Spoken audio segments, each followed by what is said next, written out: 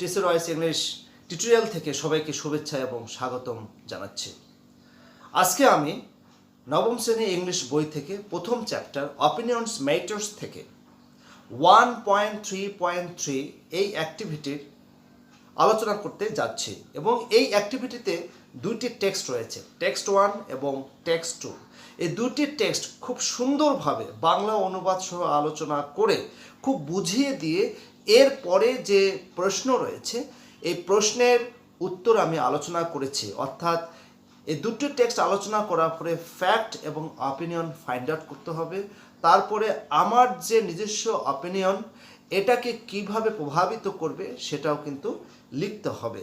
আর সেজন্য যদি বুঝতে চাও তাহলে প্রথম থেকে শেষ পর্যন্ত ভিডিওটি দেখতে হবে। আরেকটি কথা, ডেসক্রিপশন বক্স থেকে পিডিএফ ফাইলটি ডাউনলোড করে নিতে হবে। তাহলে বেশি দেরি না করে আমরা শুরু করি।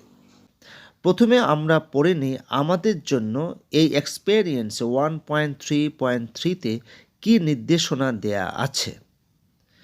প্রথমে ইংলিশটা রয়েছে, read the following text, then discuss in pairs or groups to identify the facts and opinions in the text. Afterwards, write down the strategies you use to distinguish between the facts and opinions. Finally, express how the writer's opinions influence your thoughts and opinions about the topics. এর বাংলাটা হলো, নিচের টেক্সটগুলো পড়ো, তারপর জোড়ায় বা দলে আলোচনা করে ঘটনা বা ফ্যাক্ট কি এবং মতামত চিহ্নিত করো। এরপর ফ্যাক্ট এবং অপিনিয়ন আলাদা করে চেনার কৌশলগুলো লেখো। সবশেষে আলোচ্য বিষয় টপিক সম্পর্কে তোমার মতামতকে লেখকের মতামত কীভাবে প্রভাবিত করছে তা প্রকাশ করো।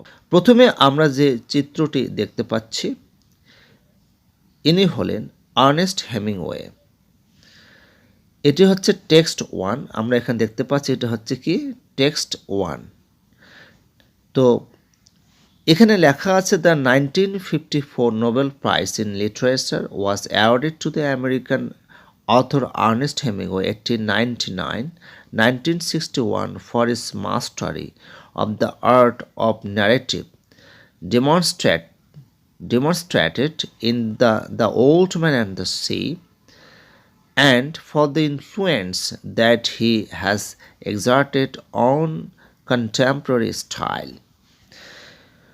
এখানে বলা হচ্ছে যে আমেরিকান অথর আর্নেস্ট হেমিংওয়ে, যার জন্ম হয়েছিল 1899 সালে, মৃত্যু হয়েছিল 1961 সালে, তাকে 1954 সালে নোবেল পুরস্কার দেওয়া হয়েছিল তার একটা লেখার জন্য, তার একটা লেখা বর্ণনামূলক লেখার জন্য এবং তার লেখার যে মাস্টারি রয়েছে, তার লেখার যে কলা কৌশল রয়েছে, এই কলা কৌশলের জন্য, এবং তার লেখাটি হলো the old man and the sea.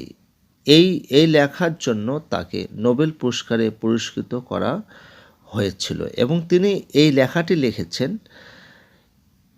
তার কন্টেম্পোরারি স্টাইল, অর্থাৎ তার সমসাময়িক যে স্টাইল রয়েছে সেই স্টাইলে তিনি the old man and the sea এই লেখাটি লিখেছেন।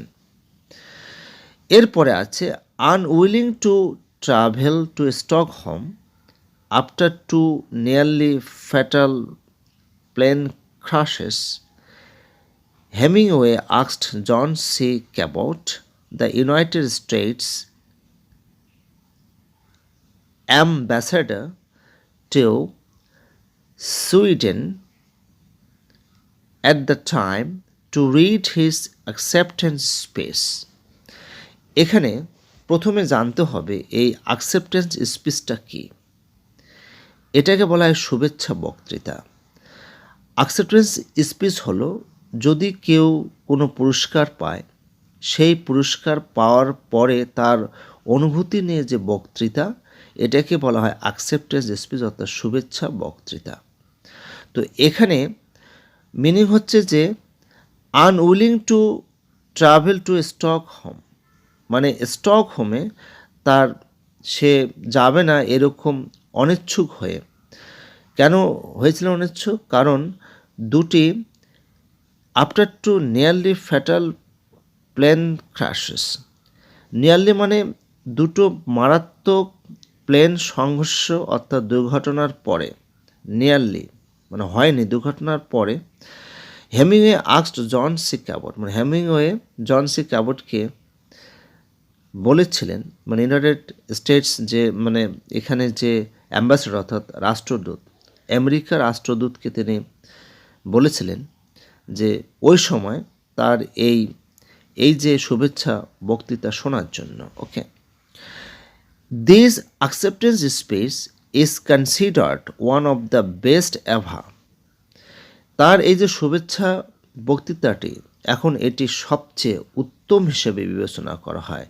তার তার এটা কীরকম বক্তৃতা ছিল, এখন আমরা এটা পড়তে যাচ্ছি। এখানে আছে দিস ইজ হোয়াট হি রোট, তিনি যা লিখেছিলেন সেই সম্পর্কে তিনি এখানে এই বক্তৃতা রয়েছে। ওকে, এখন আমরা এই ওনার যে বক্তৃতা সেটা আমরা এখন পড়তে যাচ্ছি। এখানে আছে having no facility for speech making and no comment of oratory nor any domination of rhetoric, I wish to thank the administrator of the generosity of Alfred Nobel for this prize. আমি আগে বলছি এটি হচ্ছে Ernst হেমিংওয়ের acceptance speech অর্থাৎ শুভেচ্ছা বক্তৃতা। Nobel পুরস্কার পাওয়ার পরে যে বক্তৃতাটি সেটি কিন্তু এখানে বলা হচ্ছে। এখানে বলা হচ্ছে having no facility for speech making, অর্থাৎ তার যে বক্তৃতা, এই বক্তৃতার জন্য তিনি কোনো সুবিধা গ্রহণ করছেন না। এবং এখানে বলা হচ্ছে নো কমান্ড অফ অরেটরি, এবং তার যে বক্তৃতার কোনো কমান্ড নেই।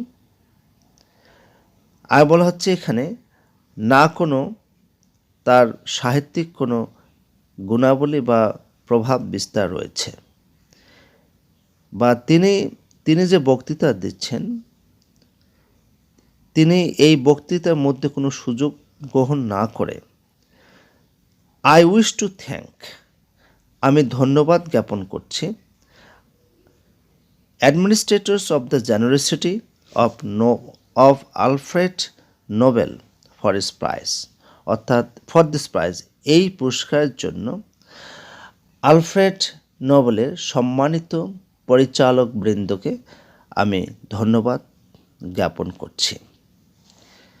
নো রাইটার, এমন কোনো লেখক নেই যারা বিখ্যাত বা মহান লেখকদের চেনেন না। Who did not receive the prize, যারা এই পুরস্কার গ্রহণ করেনি তারাও ক্যান অ্যাকসেপ্ট ইট, তারাও এটা গ্রহণ করতে পারে, আদার দ্যান উইথ হিউমিলিটি। তার মানে হচ্ছে তারাও কোনো হীনতা, কোনো দীনতা ছাড়াই, কোনো হীনমন্যতা ছাড়াই এই পুরস্কার গ্রহণ করতে পারে। There is no need to list these writers, এ সমস্ত লেখকদের তালিকা করার কোনো প্রয়োজন নেই। Everyone here may make his own list,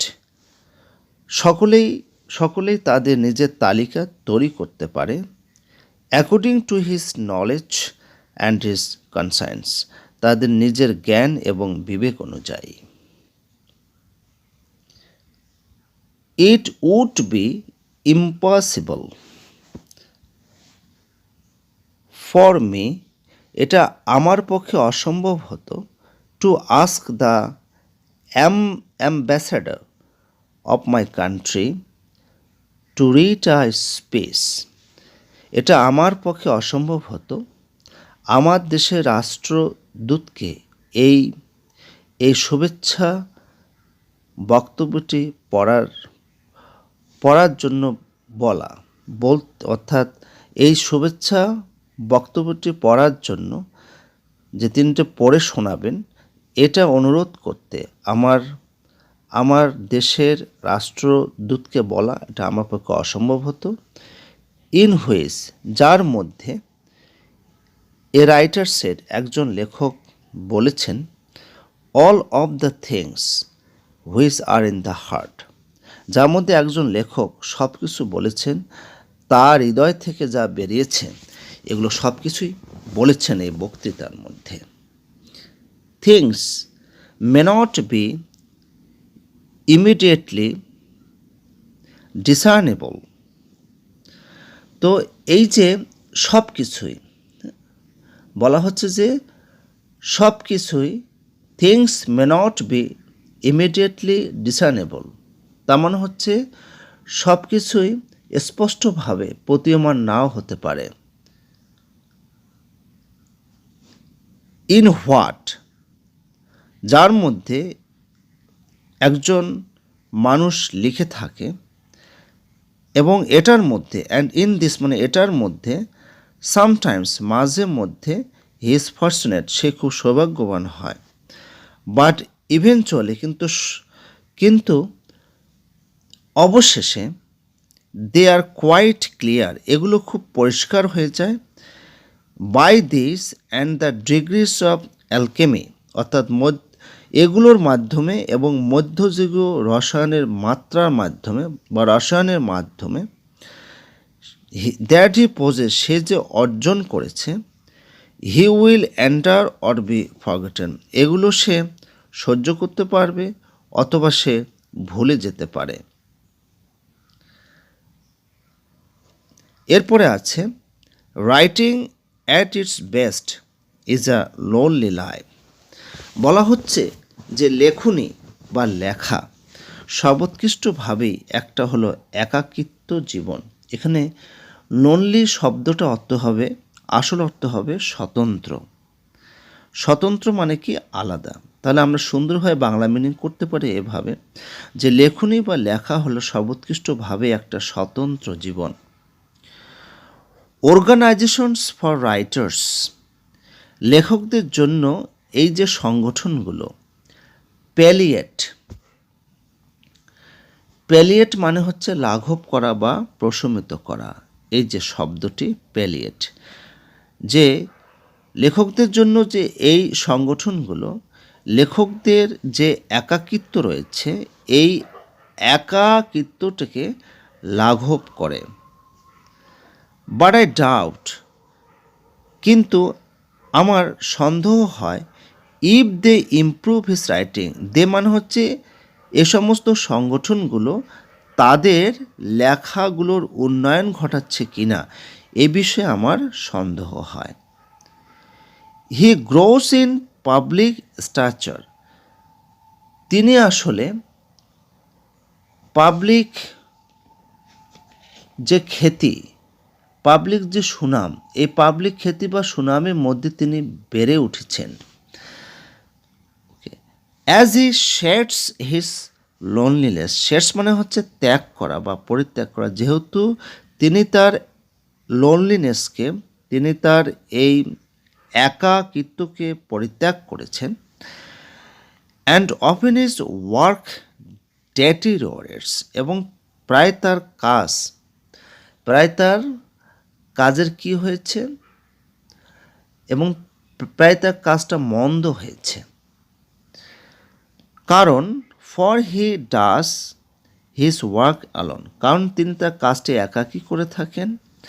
and if he is a good enough writer he must face eternity, এবং তিনি হলেন সবচেয়ে ভালো লেখক যে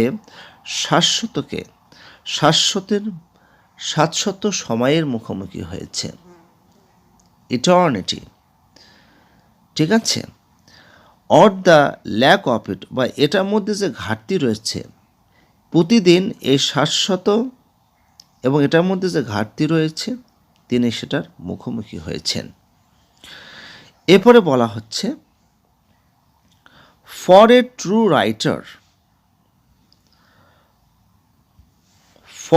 ট্রু রাইটার, একজন সত্যিকারের লেখকের কাছে, is book should B a new beginning, প্রত্যেকটা বই হচ্ছে নতুন প্রারম্ভিকতার হওয়া উচিত। প্রত্যেকটা বই একটা নতুন প্রারম্ভিকতা, নতুন শুরু। প্রত্যেকটা বইই কিন্তু একজন সত্যিকার লেখকের কাছে নতুনভাবে শুরু হয়। Where he tries again for something, যেখানে তিনি কোনো কিছু করার জন্য আবার চেষ্টা করেন। দ্যাট ইজ বিয়ন্ড অ্যাটেনমেন্ট, যেটা হলো কোনো কিছু অর্জন করার ঊর্ধ্বে বা কোনো কিছু অর্জনের ঊর্ধ্বে। He should always try for something, সে সবসময় কোনো কিছু করার জন্য চেষ্টা করা উচিত। That has never been done, যেটা কখনোই করা হয়নি সেরকম করার চেষ্টা করা উচিত। দ্যাট আদার্স হ্যাভ ট্রাইড, যেটা হয়তো অন্য কেউ চেষ্টা করেছে কিন্তু ব্যর্থ হয়েছে, এরকম সবসময় কিছু চেষ্টা করা উচিত, কোনো কিছু করার চেষ্টা করা উচিত। দেন সামটাইমস, কিন্তু মাঝে মধ্যে with great lakh he will succeed, মাঝে মধ্যে দেখা যায় তার এক বড় একটা সৌভাগ্যের সাথে, মহান একটা সৌভাগ্যের সাথে সে সফল হবে। How simple the writing of literature would be if it were only necessary to write in another way. এখানে বলা হচ্ছে সাহিত্যের যে লেখনী কতই না সরল হয়। সিম্পল মানে কি? সরল হয়। যদি এটা কেবলমাত্র প্রয়োজনীয় হয় অন্য কোনোভাবে লেখার জন্য, what has been well written, যেটা ভালোভাবে লেখা হয়েছে। ইট ইজ বিকজ, বলা হচ্ছে সেই কারণে, we have had such great writers, যা আমরা কিছু মহান লেখক পেয়েছি। ইন দ্য পাস্ট, অতীতে আমরা কিছু মহান লেখক পেয়েছি। That a writer is driven far out past where he can go, যেখানে একজন লেখককে দূরে পাঠিয়ে দেওয়া হয়েছে, যেখানে তার যেতে ইচ্ছা করে, যেখানে সে যেতে পারে। Out to where no one can help him, এবং যেখানে কেউ তাকে সাহায্য করতে পারে না, সেরকম পর্যায়ে একজন লেখককে এখানে বলা হচ্ছে যে far, driven far, in the past that a writer is driven far. এই যে that a writer is a driven far, একজন লেখককে ড্রাইভেন মানে চালনা করা হয়েছে, তাকে নিয়ে যাওয়া হয়েছে খুব দূরে, অতীত থেকে, আউট অফ পাস্ট, অতীতের ঊর্ধ্বে উঠে তাকে অনেক দূরে নিয়ে যাওয়া হয়েছে একজন লেখককে, যেখানে সে যেতে পারে। হোয়ার হি ক্যান গো, আমি আবার বলছি, যেখানে সে যেতে পারে। Out to where no one can, যেখানে কেউ তাকে সাহায্য করতে পারে না, সেখানে কিন্তু একজন রাইটার প্রবেশ করতে পারে, সেখানে যেতে পারে। I have spoken to long for a writer, আমি একজন লেখকের জন্য অনেক দীর্ঘ সময় ধরে কথা বলেছি। এ রাইটার শুড রাইট, একজন লেখককে লেখা উচিত। What he has to say, তাকে যেটা বলতে হবে বা তাকে যেটা বলতে হয়। নট স্পিক টু ইট, তাকে যেটা বলতে হয় না সেই বিষয়েও তো লেখা উচিত। তাকে যেটা বলতে হয় সেই বিষয়ে একজন লেখকের লেখা উচিত। অ্যাগেইন আই থ্যাংক ইউ, আবার আমি আপনাকে ধন্যবাদ জ্ঞাপন করছি। তাহলে এটা ছিল টেক্সট 1। আর্নেস্ট হেমিংওয়ের যে নোবেল পুরস্কার পেয়েছিলেন, নোবেল পুরস্কার পাওয়ার পরে তার যে শুভেচ্ছা বক্তৃতা ছিল, সেই শুভেচ্ছা বক্তৃতাটা আমরা বুঝে নিলাম। এরপরে টেক্সট 2, এই ভদ্রলোকের নাম হলো থিওডর রোজভেল্ট। আমি একটু পড়ে নিই। Who is Theodore Roosevelt? Theodore Roosevelt is best known as the 26th President of the United States. আমরা এখানে বুঝতেই পারছি থিওডর রোজভেল্ট আমেরিকার 26তম প্রেসিডেন্ট হিসেবে খুবই পরিচিত বা সুপরিচিত। বাট দিস ডাইনামিক মানে কি? ডাইনামিক হলো প্রগতিশীল, কিন্তু এই প্রগতিশীল মাল্টি ট্যালেন্টেড অর্থাৎ বহুমুখী প্রতিভার অধিকারী, ক্যারিসম্যাটিক মানে সহজাত দক্ষতা সম্পন্ন ম্যান, এই ব্যক্তিটি বিকেম এ হিরো, একজন হিরো হয়েছিলেন কাদের কাছে?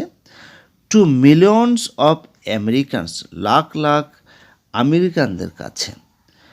ফর মেনি আদার রিজনস, অন্য বিভিন্ন কারণে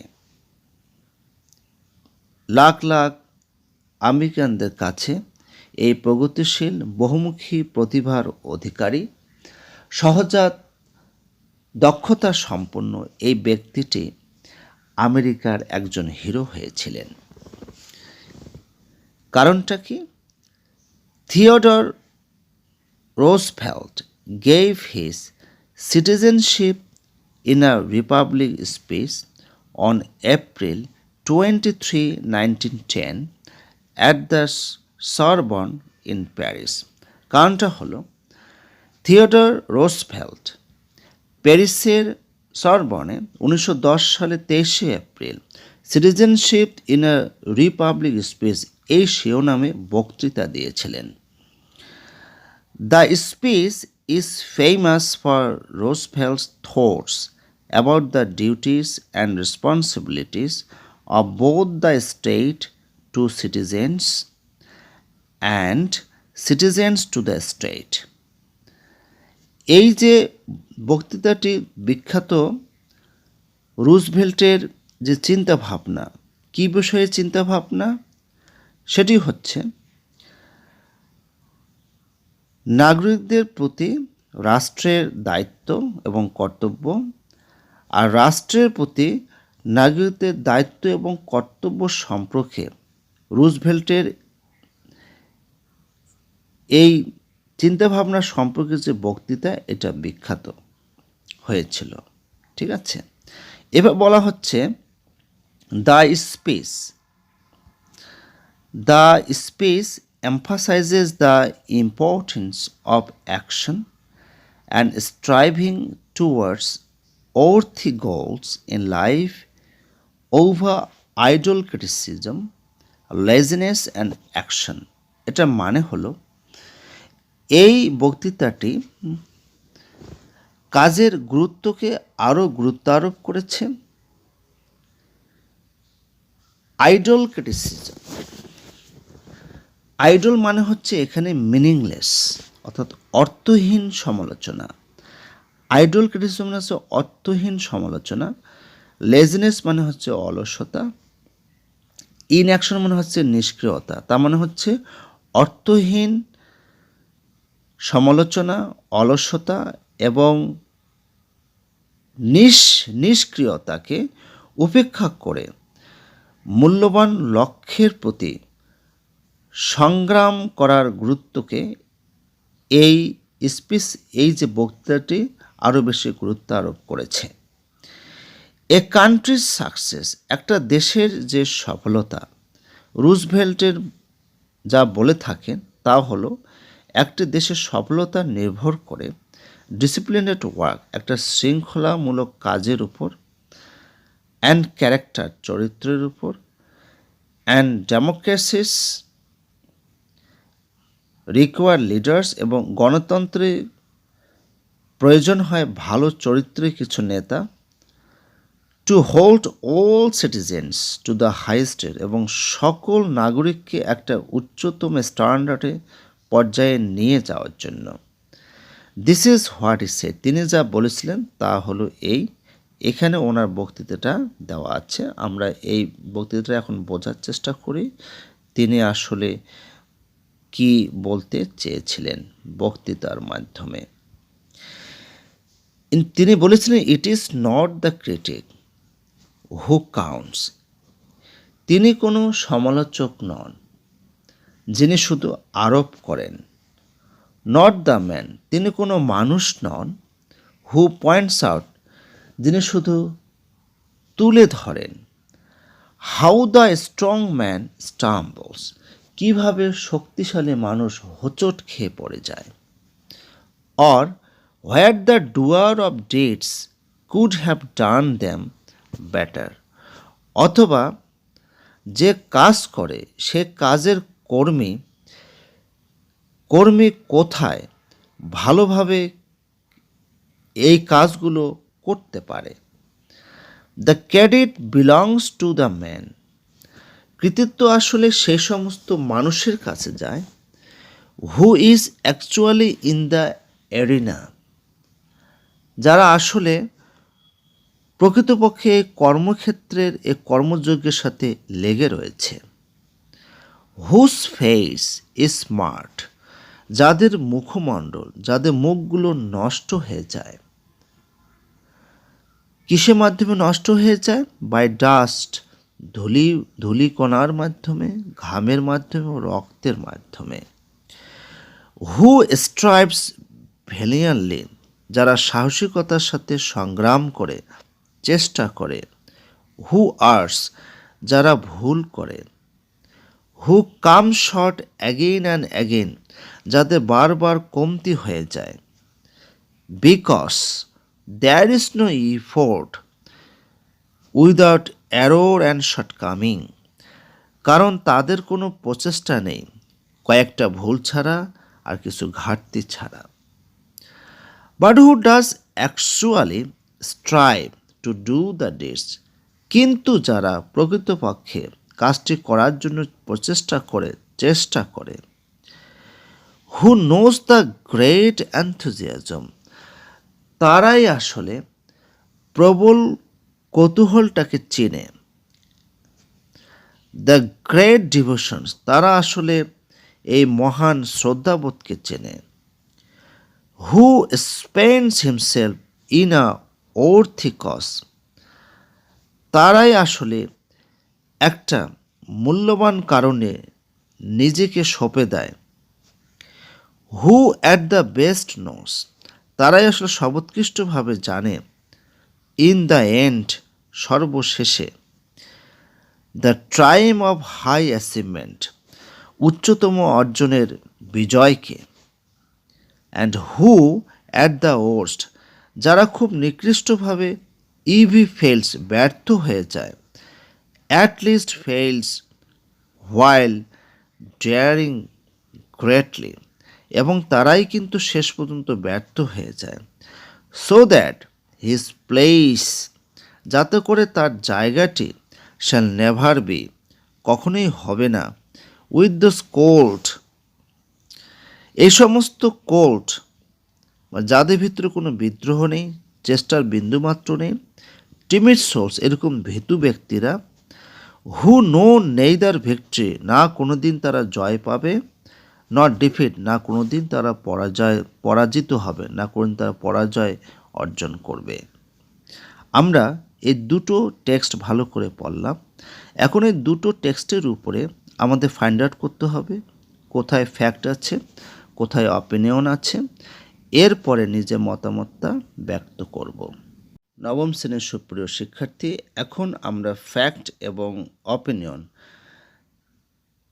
আইডেন্টিফাই করে এটার মধ্যে কীরকম স্ট্র্যাটেজি অ্যাপ্লাই করা হয়েছে সেই সম্পর্কে বলবো, এবং এখানে যে রাইটারের যে অপিনিয়ন, এটা কিভাবে আমার অপিনিয়নকে ইনফ্লুয়েন্স করছে সেই সম্পর্কে বলবো। তবে এখানে টেক্সট 1-এর উপরে একটা করে দেওয়া হয়েছে, অর্থাৎ প্রথম যে টেক্সটটা রয়েছে আর্নেস্ট হেমিংওয়ের উপরে, এটি কিন্তু একটা করে দেওয়া হয়েছে, আমরা এখানে দেখতে পাচ্ছি। তো এটা কিভাবে করে দেওয়া হয়েছে সেটা কিন্তু আমি আগে পড়ছি। ওকে, এখানে টেক্সটের যে প্রথমে যেটা দেওয়া ছিল, এটাই কিন্তু এই লাইনটাই কিন্তু দেওয়া ছিল প্রথমেই। টেক্সট 1-এর আর্নেস্ট হেমিংওয়ের উপরে এই লাইনটা দেওয়া ছিল। এটা হচ্ছে ফ্যাক্ট। এটা কি? এটা হচ্ছে ফ্যাক্ট। সেটা দেওয়া ছিল এরকম: the 1954 Nobel Prize in Literature was awarded to the American author Ernest Hemingway 1899-1961। ওকে, একদম প্রথমে টেক্সট 1-এর প্রথম সেন্টেন্সটাই এটাই হচ্ছে ফ্যাক্ট, যে 1954 সালে নোবেল প্রাইজ সাহিত্যে যিনি পেয়েছিলেন উনি হচ্ছেন আর্নেস্ট হেমিংওয়ে। ইনি হচ্ছেন আমেরিকান একজন রাইটার। তাহলে এখানে আসলে মতামতটা কি? মতামতটি হলো যে অর্গানাইজেশনস ফর রাইটার্স অর্থাৎ লেখকদের জন্য যে সংগঠন, প্যালিয়েট মানেকে প্রশমিত করা, রাইটারের যে একাকিত্ব রয়েছে এটাকে প্রশমিত করে। বাট আই ডাউট, কিন্তু আমার সন্দেহ হয় এ সমস্ত যে প্রতিষ্ঠানগুলো তাদের লেখার উন্নয়ন ঘটায় কিনা। আমরা জানি যে যখন নিজের অপিনিয়ন আমরা প্রকাশ করতে চাইব তখন আমরা কিছু ফ্রেজ ব্যবহার করি, কিছু শব্দ, যেমন I doubt, I think, I guess, যেটা আমি আগের ভিডিওতে আলোচনা করেছি। ভালো করে বোঝার জন্য কিন্তু তোমাদের আগের ভিডিওগুলো দেখতে হবে, ঠিক আছে? I doubt, I think, I guess, এই সমস্ত, বা to me, to my opinion, in my opinion, to the writers, মানে এই ধরনের ফ্রেজগুলো ব্যবহার করে আমরা নিজের অপিনিয়নগুলো প্রকাশ করতে পারি। তো এখন এখানে বলা হচ্ছে the strategies you have use to separate facts and opinions. এখানে একই কথা বলবো।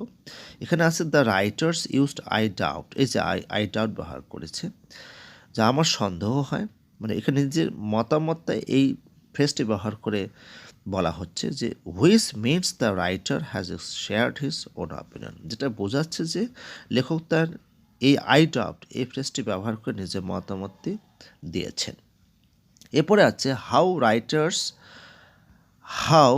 Writers opinions influence your feelings, opinions and থটসটা, কীভাবে লেখকের এই যে মতামত তোমার যে অনুভূতি, তোমার যে মতামতকে তোমার চিন্তাভাবনাকে প্রভাবিত করেছে। এখন সিম্পলি আমরা প্রতি ক্ষেত্রে লিখব, কোনো সমস্যা নেই।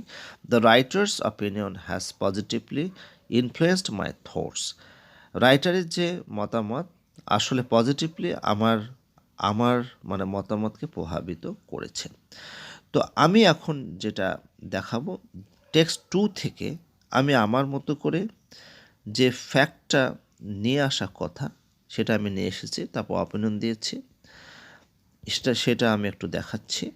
এই যে এটা, ওকে, অর্থাৎ টেক্সট 2 এর উপরে থিওডর রুজভেল্ট। টেক্সট থেকে আমি সরাসরি টেক্সট 1 এর মতো করে আমি একটা ফ্যাক্ট এখানে নিয়ে এসেছি, সেটা কিভাবে পড়ে নিই। Theodore Roosevelt is best known as the 26th President of the United States, but this dynamic, একদম প্রথমে যেটা রয়েছে, multi talented charismatic man became a hero to millions of American for many other reasons. এর বাংলা অর্থ আমি already বলে দিয়েছি, ওকে, সুতরাং নতুন করে বলছি না। তো এটার কি অপিনিয়ন এখানে, এটা কি এ কান্ট্রিজ সাকসেস রুজভেল্ট স্টেটেড, এখানে এই যে ফ্রেজটা ব্যবহার করা হয়েছে রুজভেল্ট স্টেটেড, অর্থাৎ রুজভেল্টের বিবৃতি অনুযায়ী, ওকে, এখানে কি নির্ভর করছে, একটা রাষ্ট্রের সফলতা নির্ভর করছে ডিপেন্ডস অন ডিসিপ্লিনেড ওয়ার্ক, শৃঙ্খলাবদ্ধ কাজের উপর নির্ভর করছে, ক্যারেক্টার চরিত্রের উপর নির্ভর করছে, এবং ডেমোক্রেসি রিকোয়ার, গণতন্ত্রের প্রয়োজন হচ্ছে ভালো চরিত্রের কিছু নেতা, to hold all citizens to the highest standard, যা নাগরিক অর্থাৎ সকল নাগরিককে একটা উচ্চতম পর্যায়ে নিয়ে যাওয়ার জন্য। তো এখন এটা কোন স্ট্র্যাটেজিটা ব্যবহার করা হয়েছে সেটা কিন্তু আমি স্পষ্ট করে বলেছি। দ্য রাইটার ইউজড, এখানে ব্যবহার করেছেন কোনটা, এই যে রুজভেল্ট স্টেটেড, অর্থাৎ রুজভেল্ট যে বিবৃতি দিয়েছেন, এই যে ফ্রেজটা ব্যবহার করছে এটাই আসলে প্রকাশ করছে কি, which means the writer has shared his own opinion, এটার মাধ্যমে রাইটার তার নিজের মতামতটি প্রকাশ করছেন।